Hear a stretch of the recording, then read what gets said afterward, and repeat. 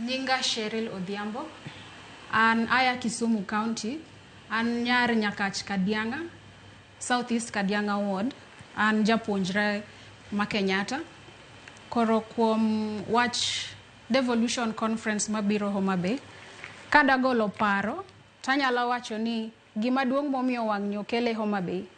Nikech kwadok chien, to ne nitiere telo manopogore gi devolution kane pok orwake higa gana 2010.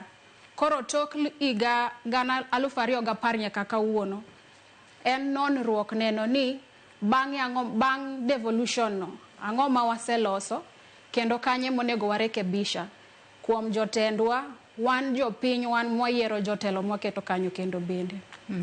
Iwacho kanyo makare ahinya to kopod antiere kuomi Sheril ka wadhi mbele kotwak marwa. Wang'e ni kinde ka kinde kinde ma igoyo mbaka to jija penjo ni to rawere nitiere kanye e mbaka makamae. E kinde makoro devolution conference kata romo mano mar tend loch nanga kata tenda loch gwenge dhi e county ma Homa Bay.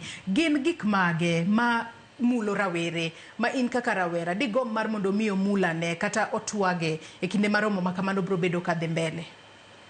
Airo kamana kendo.